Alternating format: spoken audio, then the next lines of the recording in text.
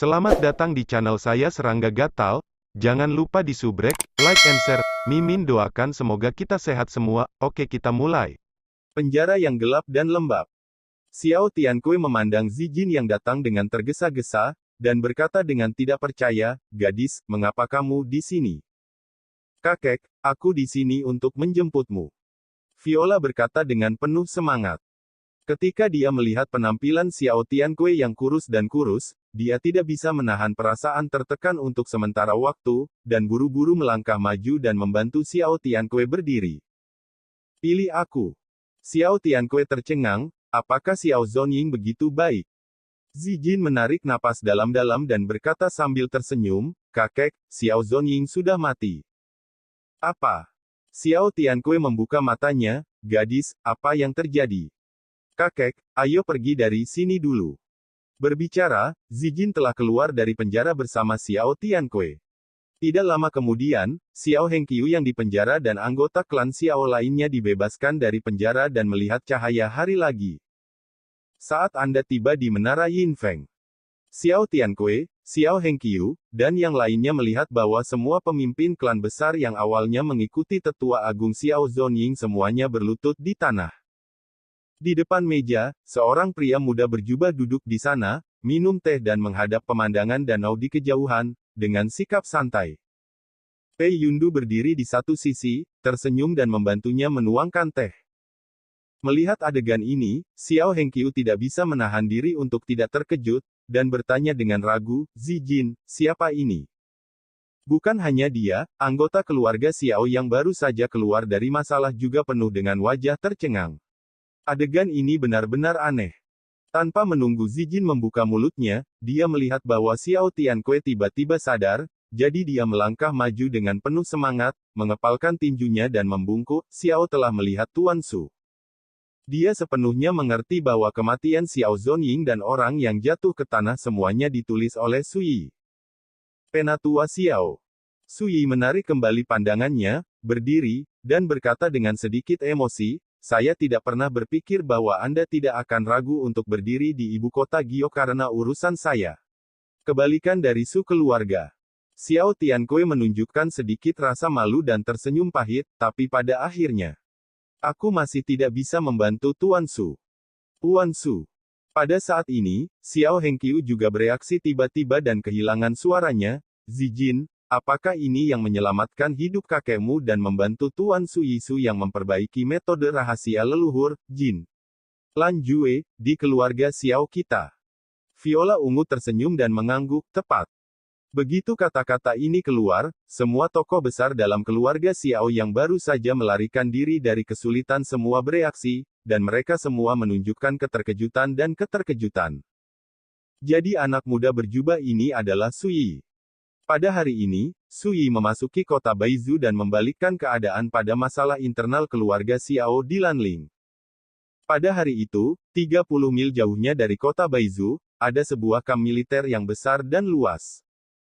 Mo Yunjun, tentara yang kuat di bawah komando Gunung Silan, Raja Mo Yun, menjaga Baizu sepanjang tahun dan mempertahankan bagian Gyeonggi ini. "Laporkan." Seorang pramuka bergegas ke barak dan tiba di sebuah istana megalitik yang megah di tengahnya.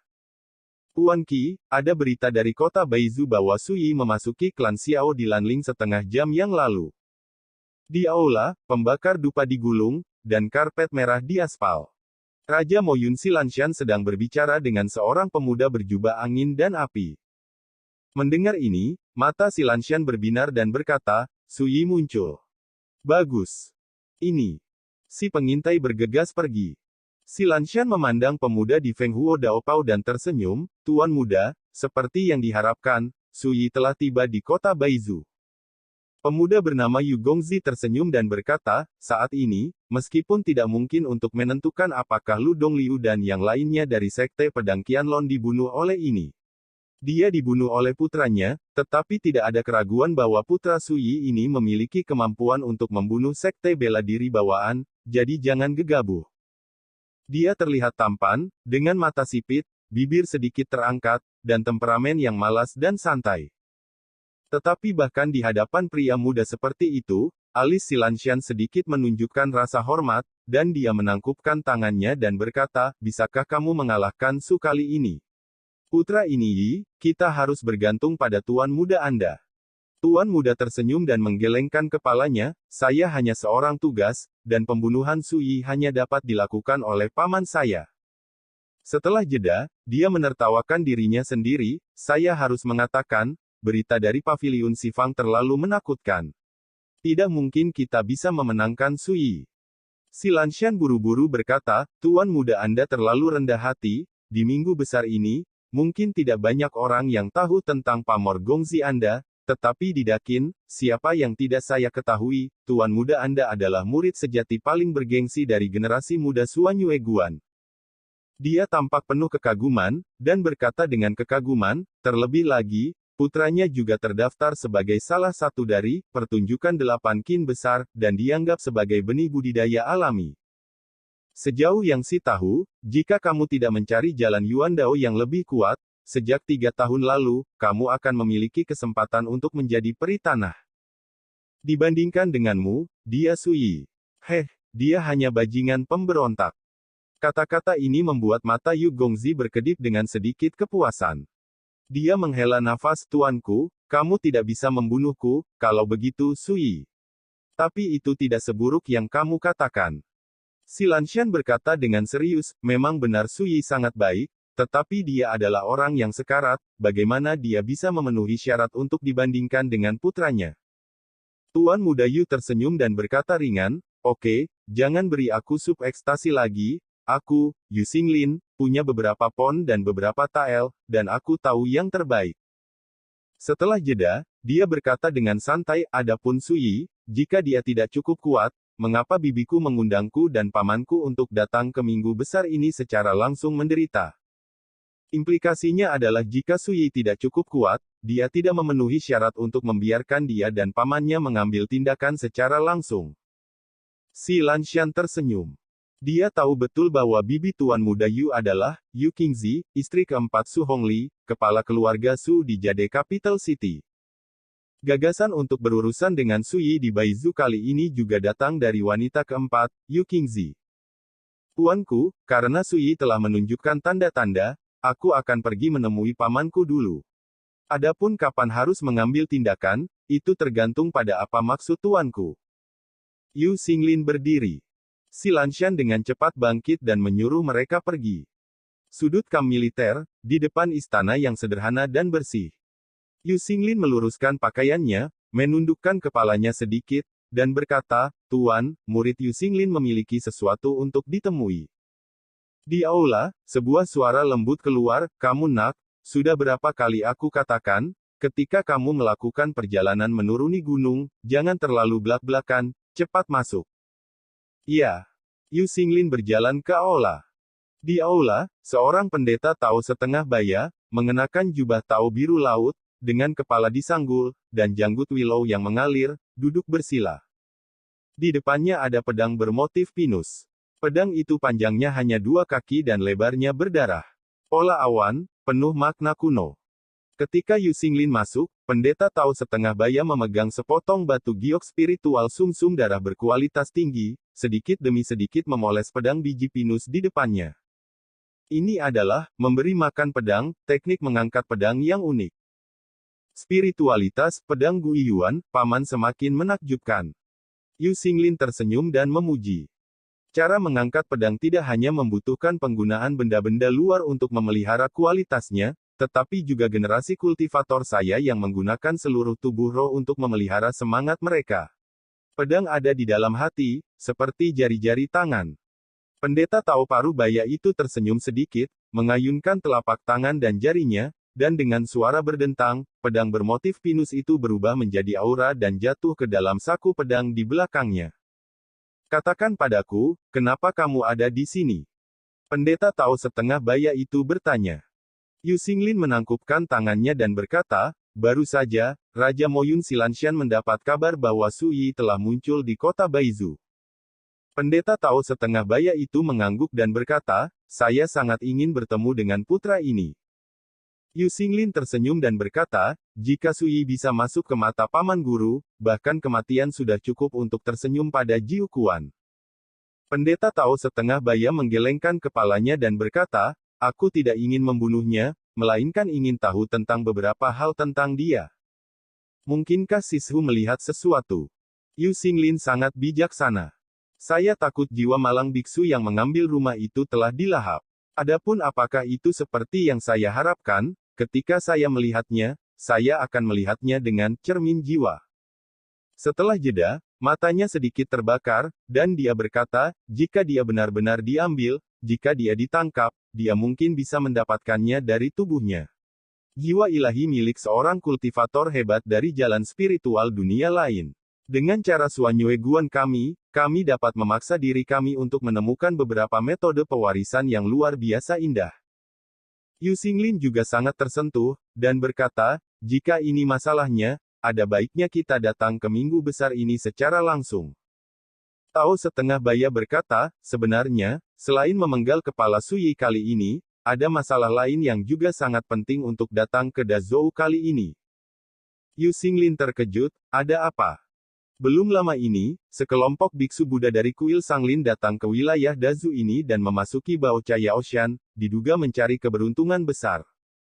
Mata pendeta Tao paruh baya itu dalam, kamu juga tahu bahwa selama bertahun-tahun, kuil Sanglin telah menguasai banyak rahasia yang terkait dengan dunia lain.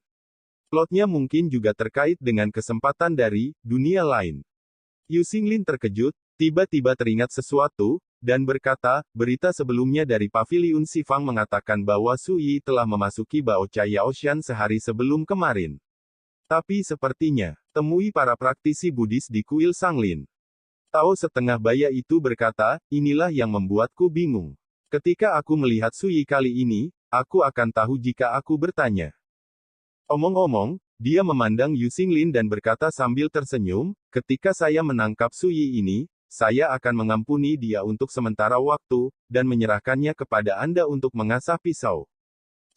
Bertarung dengan lawan seperti itu sudah cukup bagimu untuk merangsang potensimu dan memperbaiki energi bawaanmu ke tingkat kelas 1, dalam satu gerakan. Dalam hal itu, ketika kamu melangkah di jalur Yuandao, kamu dapat membangun fondasi bigu kelas 1. Alis Yu Xinglin menunjukkan sedikit kegembiraan, dan dia memberi hormat dengan kagum, kebaikan kultivasi paman, Xinglin tidak akan pernah melupakannya. Tao setengah baya itu tersenyum dan menggelengkan kepalanya, kamu nak, sudah berapa kali aku katakan, antara kamu dan aku, kamu tidak perlu bersikap sopan. Sementara kami berbicara, Si Lanshan, Raja Moyun, datang untuk menemuinya dengan tergesa-gesa. Si Lanshan mengepalkan tangannya dengan kagum, dan berkata dengan suara yang dalam. Li Xianchang, Tuan muda Anda, Si Mou baru saja menerima kabar dari para pengintai, bahwa Su Yigang telah meninggalkan klan Lanling Xiao dan langsung keluar kota. Kita lewat sini. Yu Xinglin terkejut dan bertanya, apakah putra ini datang untuk berurusan denganmu? Si Lanshan mengangguk, beberapa waktu yang lalu, saya bergerak untuk membantu Xiao Zonying, tetua klan Xiao di Lanling, bantuan besar. Mungkin, karena ini, Su Yi diminta untuk perlakukan aku sebagai musuhmu. Dia tidak jelas. Anda Xinglin dan pendeta Tao setengah baya terlalu malas untuk memahaminya. Saya ingin melihat putra ini, tetapi saya tidak pernah berpikir, tetapi putra ini telah datang langsung ke tempat ini, sangat bagus, itu menyelamatkan saya dari pergi secara pribadi itu terjadi sekali. Tao setengah baya itu menyeringai. Suaranya hangat dan lembut, awannya ringan dan anginnya ringan, dan dia tampak sangat tenang. Oh, ini namanya self-injection. Yu Xinglin berkata dengan emosi, saya mendengar dari tuannya bahwa mentalitas penghuni liar mempertahankan temperamen dan temperamen dewa, semakin banyak yang terjadi. Orang seperti ini, semakin mereka mengabaikan kekuatan di dunia, mereka pikir mereka bisa menjadi liar, dan tidak menempatkan siapapun di mata mereka. Melihat perilaku Su Yi memang seperti ini, tapi sayangnya, dia takut kali ini dia tidak akan memikirkannya, kali ini ada guru Li yang duduk di sini. Pendeta Tao setengah baya tersenyum sedikit dan berkata, Xinglin mengatakan itu tidak buruk, tetapi ketika berurusan dengan penghuni liar, Anda tidak bisa ceroboh, sepertinya karakter ini sering memiliki truf yang tidak diketahui. Kartu, jadi mereka harus diwaspadai. Pembunuh. Si Lanshan terkejut ketika mendengar ini, dan tidak bisa menahan diri untuk tidak berkata, Li Xianchang, Su Yi ini benar-benar dibawa pergi. Pendeta Tao setengah baya mengangguk, sangat mungkin bahwa ini masalahnya, jika tidak, tidak ada cara untuk menjelaskan mengapa seorang pemuda dari master tingkat ketiga dapat dengan mudah membunuh Xiantian Wuzong. Tidak heran. Si Lanshan tiba-tiba berkata, bertahun-tahun yang lalu, Su Yi ini hanyalah putra terlantar dari keluarga Su, yang menderita banyak penindasan, dan dia sendiri itu tidak menunjukkan sesuatu yang istimewa. Tapi sejak beberapa bulan yang lalu, putra ini tampaknya telah mengubah seseorang. Tidak hanya kultivasinya meningkat dengan pesat, tetapi kekuatan tempurnya juga menjadi sangat menakutkan. Ternyata dia sangat mungkin untuk dibawa pergi. Ini disebut monster jika terjadi kesalahan. Nada suara Yu Xinglin acuh tak acuh, yang mulia, jangan khawatir, jika Su Yi datang, buka saja gerbang kam dan biarkan dia masuk. Si Lanshan sangat senang dan berkata, terserah kamu. Tao Parubaya itu tersenyum, mengeluarkan pedang Guiyuan dari saku pedang di belakang punggungnya, meletakkannya di depan lututnya, dengan lembut menggosok pedang dengan jari-jarinya, matanya lembut dan fokus. Orang tua, aku membunuh Su Yi kali ini, aku akan memperlakukanmu dengan baik. Dia bergumam.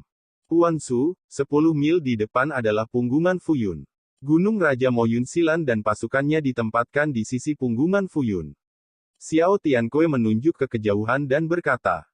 Su Yi bersenandung, meletakkan tangannya di punggungnya, dan berjalan maju sendiri. Sebelumnya, setelah meredakan kerusuhan sipil di klan Xiao di Lanling, Su Yi memutuskan untuk mengambil kesempatan ini untuk menyelesaikan Si Lanshan, Raja Moyun. Ini tidak hanya untuk membalas Xiao Tiankui dan yang lainnya, tetapi juga untuk membantu klan Xiao di Lanling memberantas bahaya yang tersembunyi. Atas dasar ini, mungkin cukup untuk mengejutkan seluruh dunia, sehingga mereka yang bermusuhan dengannya, Su Yi, tidak berani mengacau dengan orang-orang di sekitarnya. Mengetahui rencana Su Yi, Xiao Tiankui tidak segan-segan meminta Ying untuk secara pribadi memimpin jalan bagi Su Yi. Su Yi tidak menolak. Huan Su, ada 30.000 tentara elit di bawah komando Raja Moyun Silanshan. Deputi, selain dirinya sendiri, ada 2 letnan yang merupakan sekte bela diri bawaan, tokoh master lainnya, dan tidak kurang dari 100 orang. Memikirkannya sebentar, Xiao Tiankui tidak bisa menahan diri untuk tidak berkata, kami pergi saja seperti ini. Dia khawatir. Lagi pula, saya belum pernah melihat Su Yi memenggal kepala Xiantian Wuzong, dan memikirkan kekuatan besar Gunung Silan, Raja Moyun, tidak dapat dihindari. Jangan khawatir, sesampainya di sana, Penatua Xiao hanya perlu menunggu di kejauhan. Su Yi berkata dengan santai. Ribuan pasukan di dunia tidak sebanding dengan pedang para biarawan. Terlebih lagi, untuk Su Yi saat ini, apalagi seorang figur master, bahkan sekte bela diri bawaan, sangat sedikit orang yang bisa mendapatkan wawasannya. Xiao Tiankui menarik napas dalam-dalam dan mengangguk. Segera, punggungan Fuyun sudah di depan mata. Saya melihat gunung yang diselimuti awan putih, melingkar di atas bumi, gunungnya berwarna biru, dan awannya mengepul. Di sisi gunung, ada hutan belantara yang luas, dan sebuah kamp militer besar berdiri di dalamnya, membangun menara suar, pos terdepan, menara pengawas, kuil, dan bangunan lainnya. Dari kejauhan, di atas barak, aura pembunuhan berdarah besi melesat langsung ke langit seperti asap serigala. Pada saat ini, gerbang kamp militer terbuka, dan di kedua sisi jalan yang luas, berdiri barisan tentara dengan baju besi berat, memegang tombak, dan dengan napas yang keras. Ketika sosok Su Yi dan Xiao Tiankui muncul di kejauhan, tiba-tiba terdengar suara terompet besar. Boom! Ledakan! Ledakan! Di barak, puluhan ribu pasukan kokoh dan tajam, dan berubah menjadi formasi yang dibentengi. Hanya darah yang menyebar dari pasukan ini berkumpul dan tercermin dalam kehampaan. Seperti awan asap serigala dan darah yang bergolak, pemandangannya menakutkan. Huan Su, Raja Moyun sepertinya mengharapkan kita untuk datang. Xiao Tiankui tampak serius. Untuk master sekuler seperti dia, melihat pemandangan yang mengerikan dan menyedihkan dari kejauhan, hatinya pasti tertekan. Bukankah lebih baik, Tuan Xiao, Anda bisa tinggal di dekatnya dan menunggu. Saya akan pergi dan melihat sarana Raja Moyun. Su Yi berkata dan berjalan ke depan. Dia mengenakan jubah hijau, dengan sikap berdebu, dan berjalan ke depan dengan tangan di belakang punggungnya, seolah-olah dia sedang berjalan-jalan di pengadilan yang santai. Sikapnya membuat hati Xiao Tiankui tertekan. Dan entah kenapa berkurang banyak. Tuan Su, lelaki tua itu menunggu kemenanganmu. Xiao Tiankui menyerah dengan kagum. Dia tahu bahwa jika dia terus melakukannya, alih-alih membantunya, dia akan menjadi beban bagi Su Yi. Su Yi melambaikan tangannya tanpa melihat ke belakang. Di depan gerbang Kam, sekelompok tentara yang ganas melirik, dan mata mereka terpaku pada sosok tinggi Su Yi. Satu persatu terlihat ganas. Tapi Su Yi sepertinya tidak menyadarinya, sampai dia tiba di Kam, dia berhenti di sana dan berkata, di mana Gunung Raja Moyun Silan. Tiba-tiba, semua prajurit yang ganas dengan keras kepala dan tekad itu semuanya gendang telinga mereka kesemutan, ki dan darah mereka bergejolak, dan Venus muncul di depan mata mereka, dan ekspresi mereka tiba-tiba berubah. Sedemikian rupa sehingga ada kerusuhan di barisan yang mengerikan itu. Tawa heroik terdengar, dan seorang pria jangkung dan kurus berjalan di Kam. Dia memakai mahkota zamrud dan jubah ular piton ungu. Ini adalah Gunung Raja Silan Moyun. 9 nama keluarga Wang Zi. Pertama, Wuzong bawaan yang terkenal di dinasti Zhou ada. Di belakang Silanshan, sekelompok jenderal yang kuat mengikuti, baik pria maupun wanita, yang kuat memiliki budidaya sekte bela diri bawaan, dan yang lemah juga berada di wilayah Grandmaster. Pada saat ini, mereka datang dengan cara yang hebat, seperti bintang yang menahan bulan, yang membuat Gunung Silan semakin luar biasa.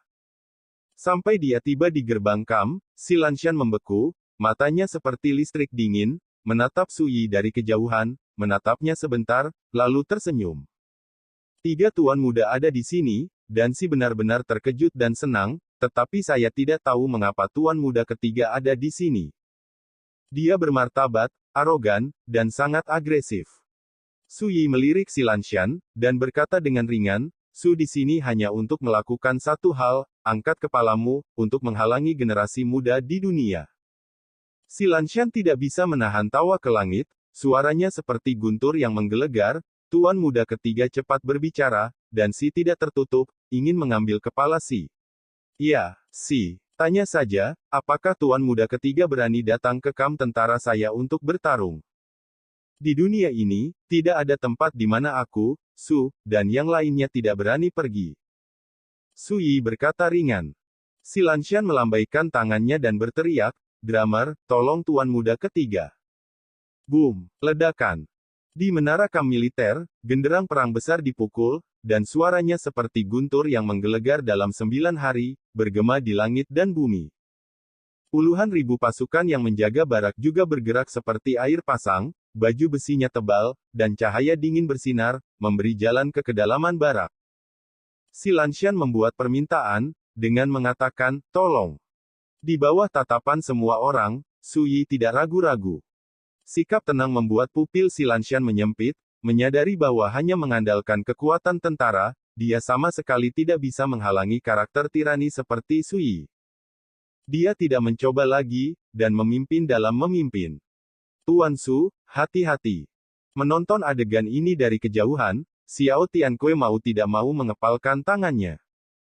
Di tengah kam, ada platform pertempuran besar dengan jangkauan ratusan kaki. Dari kejauhan, ada 2 sosok berdiri di depan platform pertempuran. Seorang pemuda tampan mengenakan jubah angin dan api, pendeta Tao setengah baya dengan tas pedang, jubah biru laut, dan pohon willow yang berkibar. Su Yi menyapu pandangannya dan langsung mengabaikan pemuda tampan itu. Pada saat yang sama, melihat Silanshan bergegas maju, dia membungkukkan tangannya dengan kagum, Li Xianchang, tuan muda Anda, Su Yi ada di sini. Yu Xinglin mengangguk dan berkata, Yang Mulia bisa pensiun dulu, dan serahkan padaku dan pamanku. Silanshan memimpin perintah untuk mundur, dan ketika dia melihat Su Yi lagi, rasanya seperti melihat orang mati, penuh dengan lelucon dan belas kasihan, ini benar-benar disebut injeksi diri Luonet, siapa yang harus disalahkan? Yu Xinglin memandang Sui, tersenyum sedikit, dan menangkupkan tangannya, namaku Yu Xinglin, aku berasal dari Dakin Suanyueguan, dan pamanku Li Changning ada di sisiku. Tao setengah baya tersenyum ringan dan berkata kepada Sui Ji, Li telah melihat sesama Tao Su. Sui melihat sekeliling, lalu menatap Li Changning Tao setengah baya, dengan ekspresi datar, apakah Anda mencoba membela Gunung Silan? Li Changning tersenyum hangat dan berkata dengan suara lembut, tidak, kami berdua di sini untuk Su Gongzi kali ini, tapi aku tidak menyangka Su Gongzi benar-benar datang ke pintu sendirian. Yah, semua ini mengingatkan Li pada sebuah kalimat. Apa? Sui mengangkat alisnya sedikit. Li Changning mengernyitkan janggutnya dan tersenyum, dan berkata, ada takdir dalam kegelapan. Sekian dulu update-annya, tunggu lanjutannya di channel saya Serangga Gatal, di subscribe ya guys. Terima